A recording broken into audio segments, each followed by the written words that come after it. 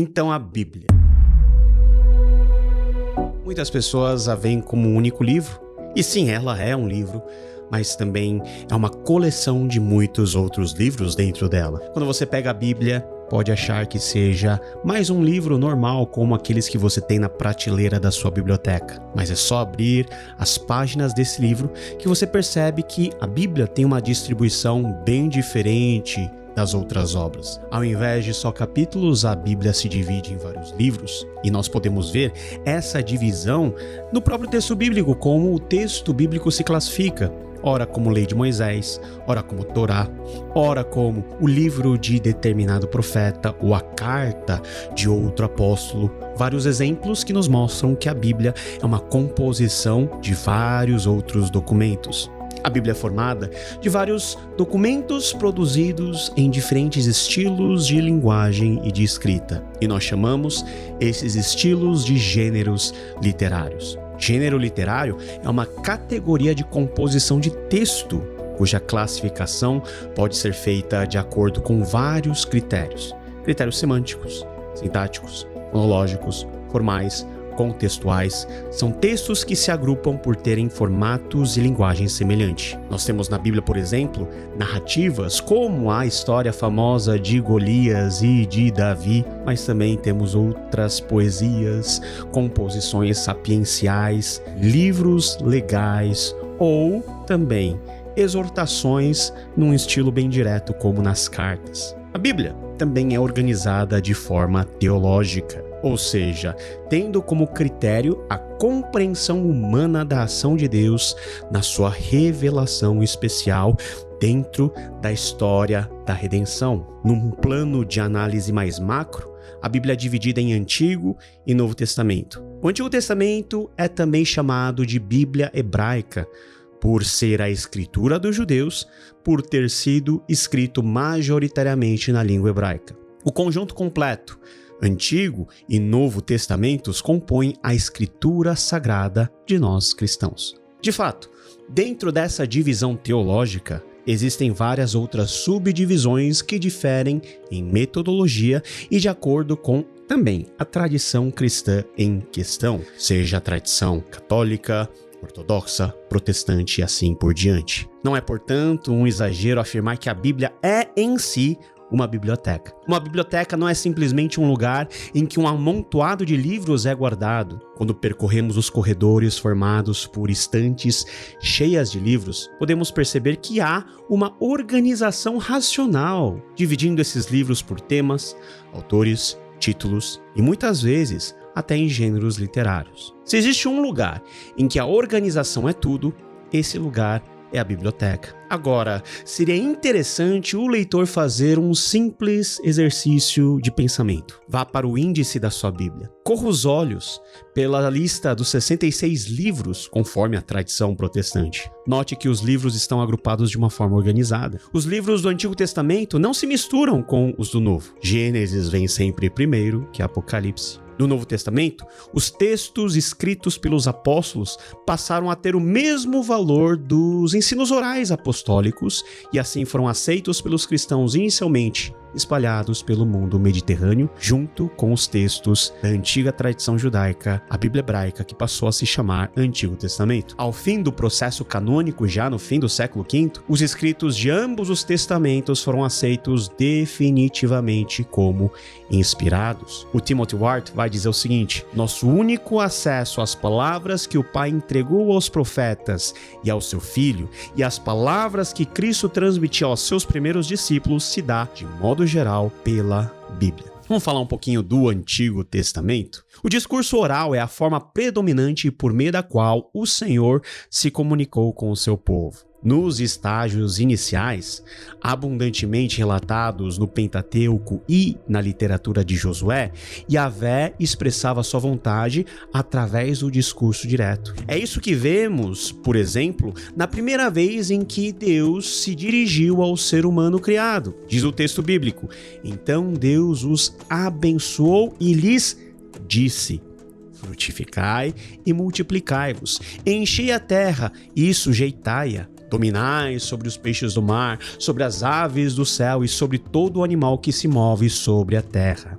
No decorrer do desenvolvimento histórico do Antigo Testamento, Yahvé escolheu para si mensageiros. Sim, os profetas, que passaram a ter como tarefa principal transmitir fielmente sua vontade ao povo de Israel ou àqueles a quem Deus queria se dirigir, por exemplo, aos pagãos ou a reis ímpios. Nesse sentido, Moisés é considerado o mais importante deles. Aliás, Deuteronômio 34, de 10 a 12, faz questão de deixar claro a função profética de Moisés junto ao povo de Israel. O texto diz o seguinte: em Israel, nunca mais se levantou profeta como Moisés, a quem o Senhor conheceu face a face e que fez todos aqueles sinais e maravilhas que o Senhor o tinha enviado para fazer no Egito contra o faraó, contra todos os seus servos e contra toda a sua terra. Pois ninguém jamais mostrou tamanho poder como Moisés,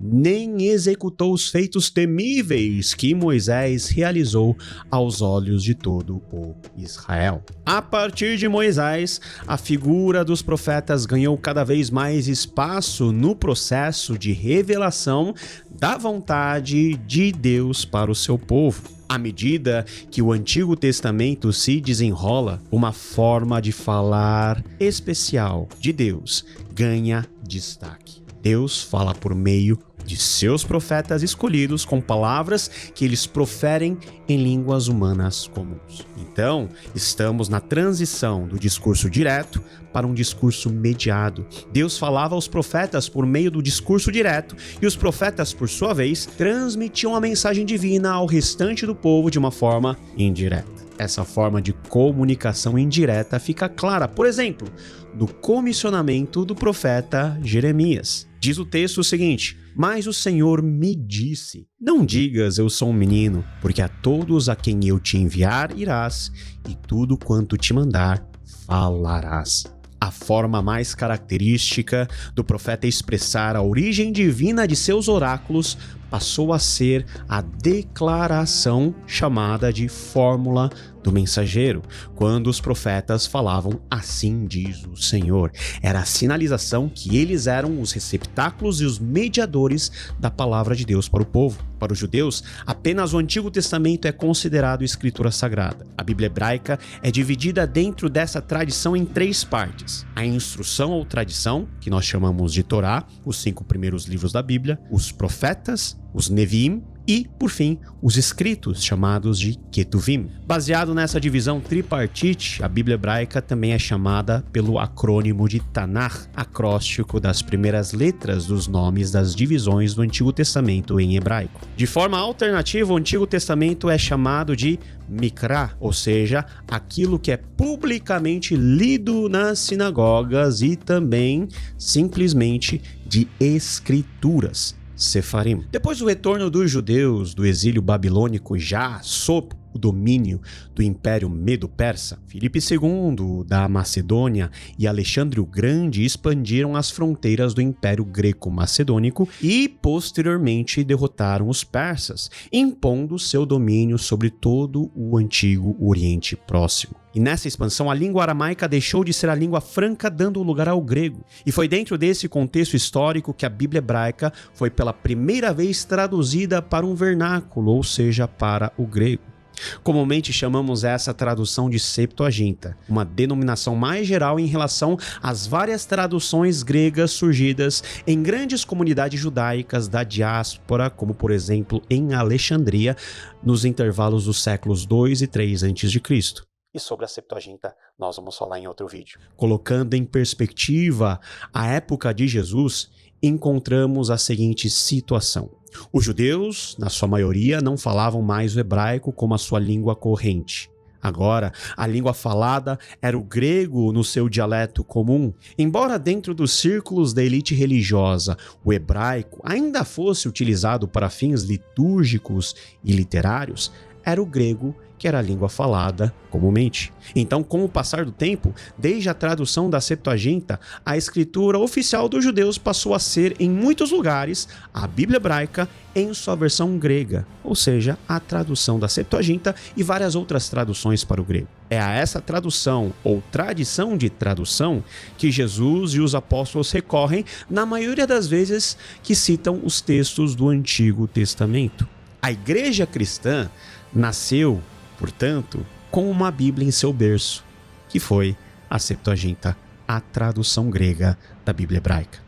Vamos falar um pouquinho do Novo Testamento? O Novo Testamento, à semelhança do Antigo, começa com uma intensa rede de comunicação de mensagens divinas. São anjos enviados como portadores dos desígnios específicos de Deus para anunciar o nascimento de Jesus. São eventos cósmicos que acontecem. O próprio Deus fala quando Jesus está sendo batizado e também lá no Monte da Transfiguração. Entretanto, o elemento novo dentro do Novo Testamento é, sem dúvida, a própria pessoa de Jesus. O apóstolo João, diferente dos demais evangelistas, situa Jesus presente desde o princípio como sendo o próprio Verbo de Deus. Diz ele que no princípio era o Verbo, e o Verbo estava com Deus, e o Verbo era Deus.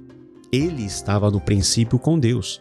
Todas as coisas foram feitas por intermédio dele, e sem ele, nada do que foi feito se fez. Ao identificar Jesus como o Verbo, João não estava se referindo prioritariamente ao conceito filosófico do Logos, simplesmente. Conceito este presente nos clássicos gregos, mas ele estava pensando no conceito da Palavra de Deus, como os hebreus a entendiam.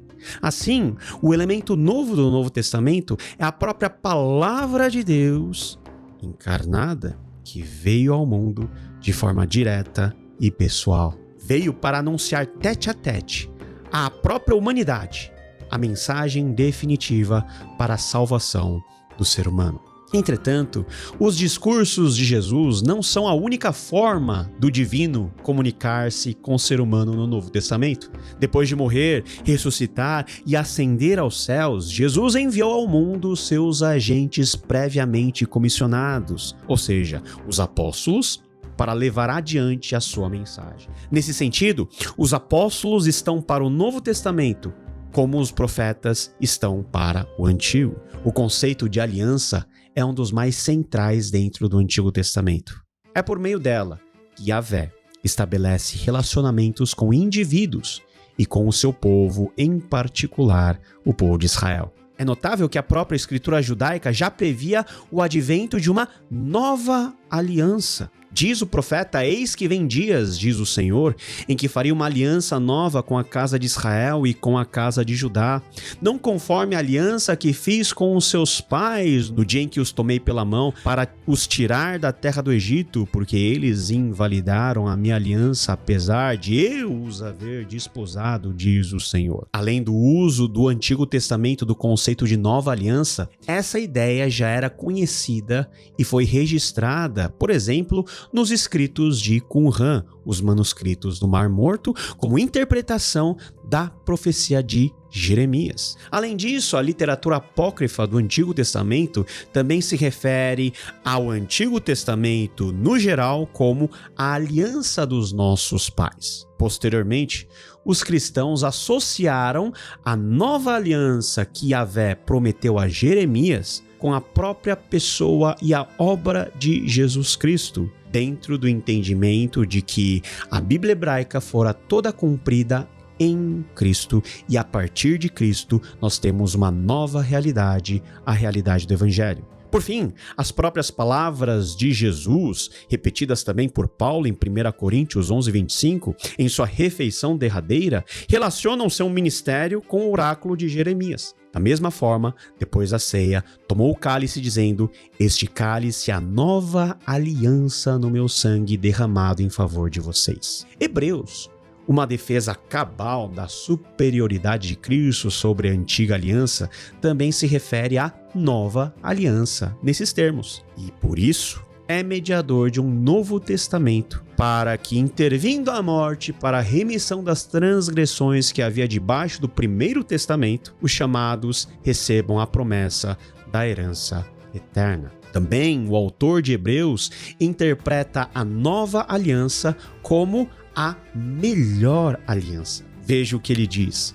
Mas agora alcançou ele ministério tanto mais excelente quanto é mediador de uma melhor aliança que está confirmada em melhores promessas. O Novo Testamento, que seria posteriormente acrescentado à Bíblia hebraica, foi produzido pelos primeiros cristãos a partir da escrita de alguns apóstolos e de pessoas diferentes relacionadas aos apóstolos. Aliás, a própria denominação Antigo Testamento só existe por causa do Novo Testamento. Pelos registros que temos da tradição antiga da igreja, é provável que o primeiro a usar a terminologia Antiga Aliança foi Melito de Sardes, por volta do ano de 170. De acordo com o testemunho de Eusébio de Cesareia, Melito de Sardes teve contato e aprendeu na Palestina o número e a ordem dos livros da Antiga Aliança, mas não chamou a Bíblia hebraica como tal. Irineu de Leão, mais tarde, também fez uso frequente das expressões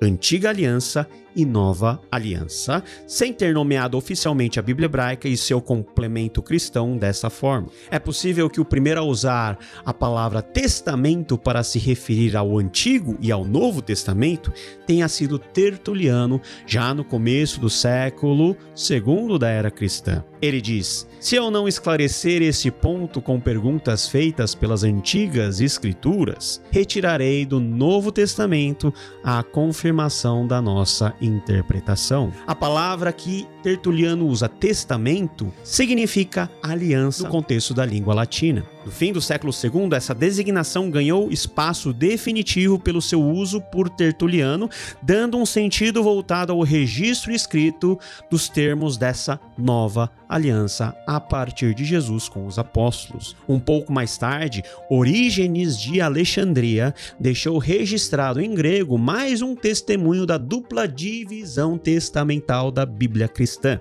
Diz ele, as divinas escrituras do assim chamado Antigo Testamento e do chamado Novo. Ele acrescenta também em seu comentário de João o seguinte: a harmonia dos ensinamentos que são comuns a ambos os assim chamados Antigo e Novo Testamento. A junção do termo Antigo Testamento da primeira citação e o Novo Testamento da segunda indica que seguramente, já na época de Orígenes, essas terminologias eram comumente usadas pelos cristãos para separar as escrituras judaicas dos acréscimos escriturísticos dos apóstolos cristãos. Assim, podemos concluir que somente dentro da interpretação cristã acerca da excelência do ministério de Cristo sobre a aliança anterior, ou seja, o Antigo Testamento, é que podemos estabelecer a presença de um Novo Testamento. Vale ressaltar, porém,